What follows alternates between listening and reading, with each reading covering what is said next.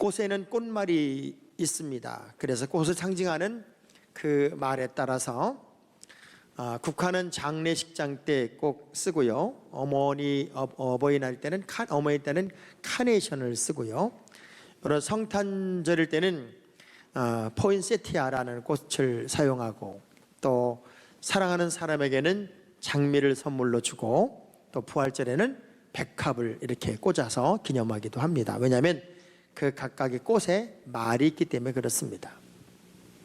그 꽃말 이야기를 쭉 읽다가 제 마음속에 이런 감동이 왔어요. 사람에게도 그 사람을 표현하고 그 사람을 상징하는 말이 분명히 있을 텐데, 과연 나를 보고 사람들은 뭐라고 이야기할까? 한편엔 두렵기도 하고 또 떨리기도 합니다. 여러분, 각각을 누군가가 생각하며 저 사람은 참 좋은 사람, 저 사람은 참 따뜻한 사람, 저 사람은 참 예수 향기가 나오는 사람, 저 사람은 공동체를 참 아름답게 만드는 사람, 왠지 정이 가는 사람, 왠지 좋은 사람, 이런 소리가 여러분의 꽃말처럼 여러분의 말이 된다면 얼마나 행복할까. 근데 어떤 사람은 저건 왜 저렇게 사는지 모르겠어, 전 못된 사람, 늘 공동체를 어지럽히는 사람, 또 사나운 사람, 싸움꾼, 이런 말이 여러분을 대변하는 말이 되면 안 된다는 거죠. 전 우리 옆 사람을 이렇게 서로 이렇게 쳐다보면서 그냥 이렇게라도 한번 이름 하나 지어줬으면 좋겠어요. 예수 향기 나는 분, 따뜻하신 분, 사랑이 넘치는 분, 왠지 기억이 되시는 분, 뭔가 좋은 얘기 하나씩 여러분 좀 잘 해줘서 여러분의 이미지가 되고 여러분의 언어가 되기를 주의 이름으로 축복합니다. 하나님은 지금도요, 여러분을 끝없이 사랑하시기에 하나님의 알람을 이렇게 울리고 있습니다. 저희 집에는 핸드폰이 2개여서 제가 4시 반에 울리는 알람 소리, 5시에 울리는 알람 소리, 제 아내가 울리는 5시 10분에 울리는 알람 소리가 다 다릅니다. 4시 반에 울리는 제 핸드폰에 나온 알람 소리는 제가 부흥회를 가가지고 깨어나야 하는 소리이기 때문에 엄청나게 시끄럽습니다. 안 깨나면 안 되기 때문에. 5시에 저를 깨우는 알람 소리는 우리 아들의 첼로 소리입니다. 우리 새벽에 틀어주는 그 찬송 소리가 알람 소리고, 5시 10분에 울리는 제 아내의 알람 소리는 듣도 보도 못한 엄청나게 시끄러운 소리입니다. 요즘 알람 소리는 뭐 소리도 나오고 또 뭐 나팔 소리도 나오고 얼마나 다양한지 몰라요. 그런데 5시에 울리는 제 알람 소리와 5시 10분에 울리는 알람 소리는 너무 다른데요. 저는 제 아들의 첼로 연주 찬송가를 들으면 그냥 첫 소절 딱 나오자마자 벌떡 일어납니다. 제 아내는 한 번도 그렇게 일어난 적이 없습니다. 제 아들의 첼로 소리에 더 깊은 잠에 빠집니다.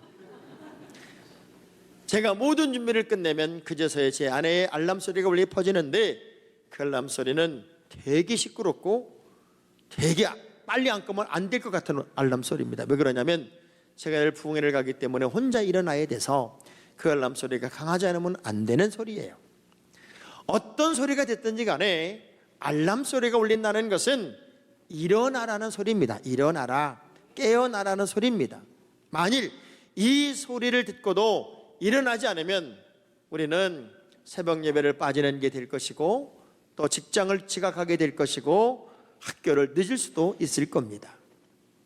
인생도 마찬가지예요. 우리 인생에는 큰 사고가 닥치기 전에 크고 작은 전조 증상이라는 게 다 있다는 거예요. 어떤 전조 증상이 100번, 200번 되고 나면은 거기에 무감각한 사람들은 어마어마한 큰 문제를 경험하게 되는 것이 일상의 행동이고 삶의 내용이다, 이런 얘기가 있는 것을 제가 읽었습니다. 하나님도 이스라엘을 향하여 끝없이 알람 소리를 울리지요.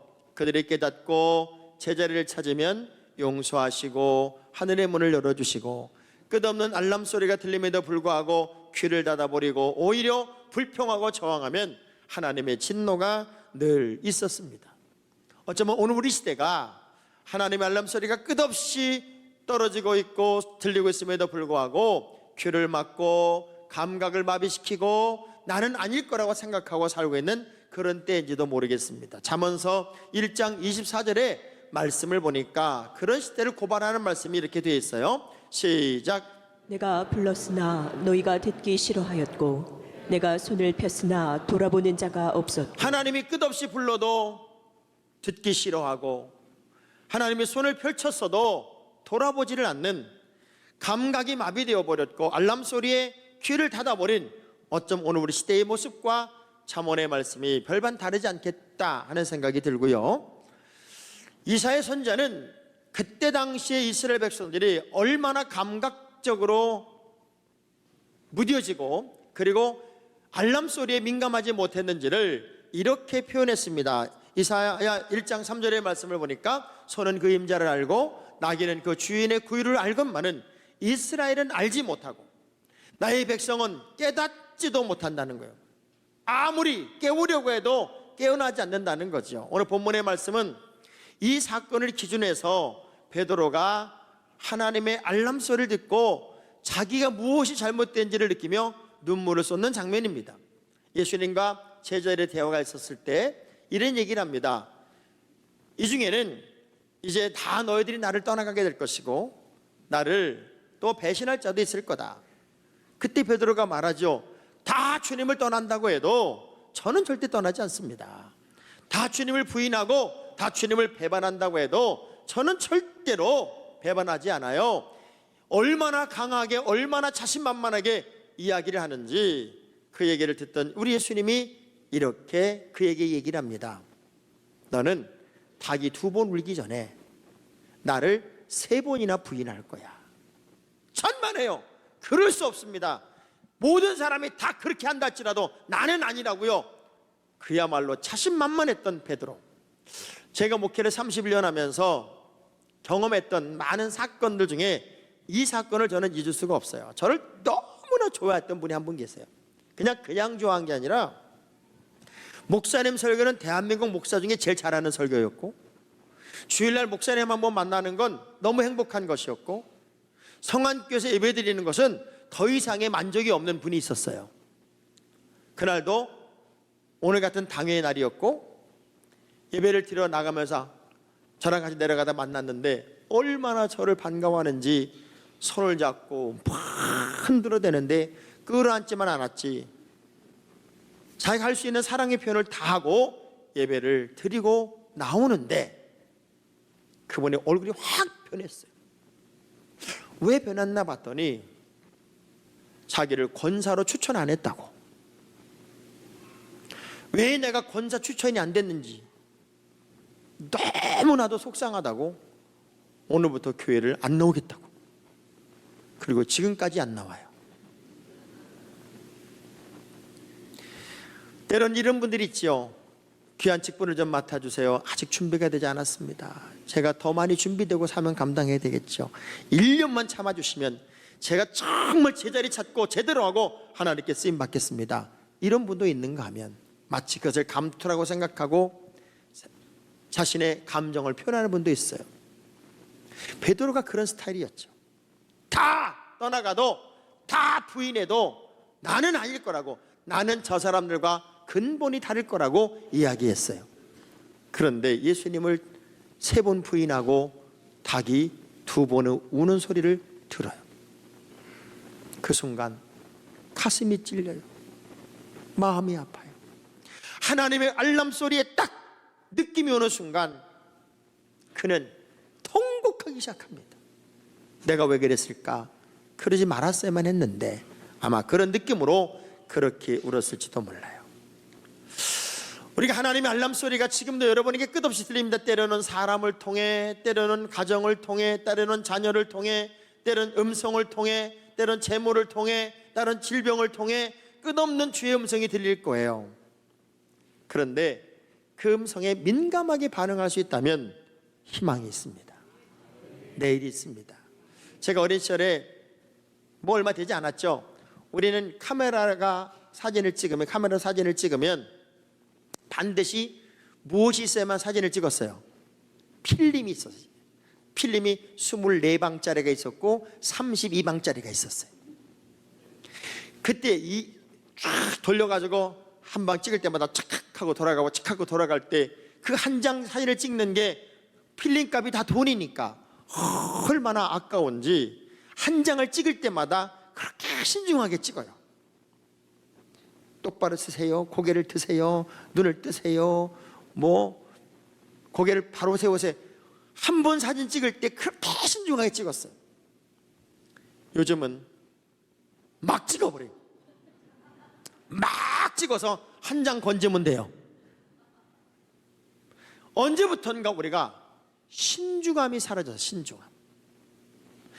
그 아주 뭔가를 좀 진지하게 생각하는 그런 게 사라져 버렸고 대충 아무렇게나 살다가 뭐 하나 걸리면 된다는 그런 잘못된 삶을 살고 있기에 하나님의 알람 소리에 반응하지 못하는 일들이 벌어지고 있더라는 거예요. 그러면 아담에게도 하나님은요 깨달을 수 있고 변화할 수 있고 새로 줄 수 있는 기회가 있었기 때문에 선악과를 따먹고 범죄한 이후에 아담에게 가서 그러잖아요. 아담아 어디 있어? 숨어있는 아담이 어디 있는지 몰라서가 아니에요. 너 지금 나와서 하나님께 회개하렴. 제자리 찾아야 돼. 하나님 알람 소리가 들렸을 때 만약 그가 그냥 뛰쳐나와서 하나님 잘못했습니다 용서해 주세요 그랬으면 그의 인생과 미래가 에덴 동산 행복은 여전히 지금 있었을지도 모르겠어요. 끝없는 하나님의 알람 소리에 베드로가 반응하듯 여러분의 반응이 근본적으로 시작됐으면 좋겠습니다. 이해가 가기 전에 내 마음속에 나 이러면 안 되는데 나 이렇게 하면 안 되는 건데 다 알아요. 누구라도 다 느끼고 있어요. 옆 사람한테 물어봐요. 느끼고 있지요? 다 손가락으로 얼굴을 다들 코에다 대고 다 느끼고 있지요? 자, 그러면 하나님이 허락하시는 그 알람 소리는 무엇을 위한 소리일까요? 깨어나라는 거예요. 일어나라는 거예요. 정신 차리라는 거예요. 여러분이 집에 가서 인터넷 치고 웃는 사진 이렇게 쳐보세요. 웃는 사진을 쳐보면 그 사진이 쭉 뜰 때 어른들의 모습이 없어요. 웃는 사진 치면 다 애들만 웃는 게 있어요. 어른들은 이미 웃음을 잃어버렸어요. 감각도 마비가 되었고 어떤 섬세함도 잃어버린 채 웃음도 잃어버린 그런 답답한 삶을 사는 이때에 하나님의 알람 소리가 탁 떨어지면 민감하게 반응할 수 있다. 얼마나 큰 은혜일까요? 그리고 깨어나고 일어나고 그래서 하나님의 알람은 무지와 목매 그리고 무강박과 아닌 척하는 삶에서 일어나고 깨어나라는 하나님의 소리임을 꼭 기억하시기를 바랍니다. 근데 마지막 시대의 증상을 그래서 어떻게 표현했냐면 사람들이 느끼지 않는다는 거예요. 그리고 뭔가 변화가 없다는 거예요. 감각이 마비됐다는 거예요. 그래서 마태복음 11장 17절의 말씀을 읽어볼게요. 시작. 이르되 우리가 너희를 향하여 피리를 불어도 너희가 춤추지 않고 우리가 슬피 울어도 너희가 가슴을 치지 아니하였다 함과 같도다. 마비가 되었다는 거죠. 뭔가 자극을 느끼지 않는다는 거예요. 영적이 깊은 잠에 빠진 사람을 향한 하나님의 알람 소리는 지금도 여전히 들리고 있겠죠. 아무도 몰라요. 닭이 울었다고 해서 누가 울겠어요? 여러분 지금 닭 소리 제가 울려줘 볼 테니까 울 수 있어요? 베드로는 느끼는 거예요. 그 닭 울음 소리에 내가 무엇을 잘못했는지, 내가 얼마나 빗나가고 있는지, 내가 얼마나 잘못된 삶을 살았는지를 그는 느끼면서 그 자리에 주저앉아 그만이 느끼는 통곡을 하고 있다란 말이에요. 마가복음 13장 37절의 말씀을 보면 깨어있으라 내가 너에게 하는 이 말은 모든 사람에게 하는 말이니라 하시니라. 다 같이 읽어볼게요. 시작. 깨어있으라 내가 너희에게 하는 이 말은 모든 사람에게 하는 말이니라. 자, 누구에게 해당되는 게 아니라 모든 사람에게 우리 주님 주신 말씀이 뭐냐면 깨어있으라는 거예요. 영적인 깨어남이 여러분에게 시작이 돼야만 우리는 제자리를 찾고 건강한 삶을 시작하겠죠. 그래서 이 알람 소리는 깨어나라는 일어나라는 정신 차리라는 그 소리이기도 하지만 더 중요한 건 뭐냐면 지금 빗나가고 잘못되고 있는 너의 삶을 교정하라는 소리이기도 합니다. 하나님의 알람 소리는 우리의 삶을 구체적으로 교정해 보자는 거예요. 우리는 아무도 모르는 나만의 세계가 있어요. 마치 베드로가 마음속에 부담을 가지고 있다가 닭울음 소리에 그냥 반응하며 통곡했는데, 아쉬운 것은 베드로는 통곡만 했지 삶을 바꾸지 않았다는 거예요. 후회만 했지 회개를 하지 않았다는 거예요. 여러분, 진짜 멋진 삶은 끝없는 삶의 궤도 수정을 해나가는 거예요. 빗나가면 제자리로, 삐뚤어가면 제자리로, 끝없이 내가 영적인 궤도 수정을 해나가면서 바른 길로 간다고 하는 건 얼마나 큰 은혜예요. 바울은 다메섹 사건 이후에 한 번 삶을 바꾸고 끝없이 자기를 쳐서 복종시키면서 하나님의 알람 소리가 들릴 때마다 쳐서 복종시키고 자기를 쳐서 복종시키고 날마다 죽어가면서 그의 삶을 거룩하게 교정을 합니다. 대부분의 사람들이 어떤 삶을 사냐면 이런 삶을 살아요. 나에 대해서는 되게 관대해. 나는 내 식으로는 이 정도쯤이야 뭐 어떨까, 그런 생각을 참 많이 한다고요. 어떤 농부가 소를 이제 길렀는데 송아지를 낳았는데 정말 감사하게도 쌍둥이 송아지가 태어난 거예요. 쌍둥이 송아지가 태어나니까 담임 목사님을 불러서 이건 경사니까 목사님 우리 신방 해주셔야 됩니다. 그래서 소 태어난 기념, 송아지 태어난 기념 신방을 이제 목사님이 가셔서 간절히 축복 기도를 했더니 감동받은 농부 권사님이 뭐라고 그러는가 하면, 목사님 제가 2마리 소 잘 길러서 그 중에 1마리는 하나님께 그냥 온전하게 드리겠습니다. 목사님 그 다음날 새벽부터 주여 소가 잘 자라게 하셔서 우리에게 재정이 풍성하기를 원합니다. 시골교회 얼마나 소 1마리값 얼마나 큰 돈이에요. 근데 애석하게도 2마리 중에 하나가 죽었어. 그 권사님이 와서 가슴을 치며 그러는 거예요. 목사님, 애석하게도 하나님께 드린 게 죽었습니다. 어떤 송아지라고 지정도 안 했는데 죽은 게 하나님 거였대. 우리 어릴 때만 해도 그런 거죠. 동전 막 이제 2개 주면은 하나는 너 맛있는 거 사 먹고 하나는 하나님께 헌금해라. 그럼 가다가 막 뛰어가다 엎으러지면 동전이 떼굴떼굴 굴러가가지고 하나가 하수도로 쑥 들어간 거예요. 그랬더니 걔가 그랬다는 거예요. 하나님의 것은 하수도로 들어가고 내 거는 아직도 남아있다고. 3명의 사람들이 헌금하는 법을 서로 얘기했대요. 너는 어떻게 헌금하니? 나는 가운데 손을 이렇게 그어가지고 이 돈을 던져서 오른쪽에 떨어지는 건 하나님 거고 왼쪽에 떨어진 거는 내 거다. 그리고 이제 돈을 던지다. 어디로 던지겠어요? 위쪽으로 던지겠지. 나는 원을 그려놓고 위로 던져서 원 안에 들어가는 건 하나님 거고 원 밖에 떨어진 건 내 거다. 원을 많게 그려. 그랬더니 어떤 사람이 뭐라 그러는 거야? 그걸 뭐 이렇게 어렵게 하냐고. 나는 돈을 위로 던져가지고 공중에 떠 있는 건 하나님 거고 바닥에 있는 건 내 거다 그래. 끝없이 자기식의 삶을 산단 말이에요. 우리는 하나님의 알람 소리를 끝없이 듣고 있잖아요. 여러분, 어떤 소리인지는 여러분이 더 잘 알아요. 마음속에 소리가 있어요. 이러면 안 되는 거야. 이렇게 하면 안 되는데 알고 있다니까요.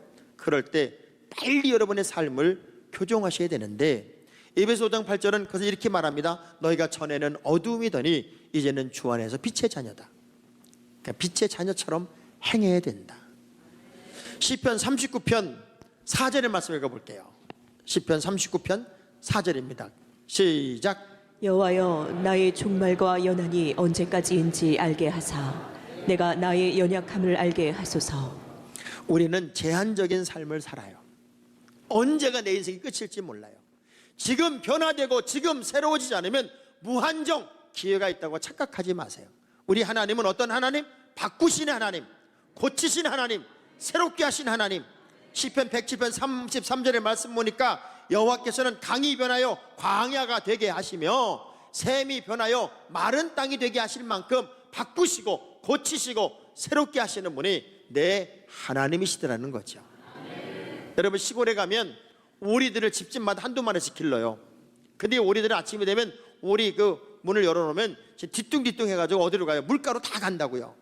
그 동네 오리가 연못으로 다 모이거나 논으로 다 모여요.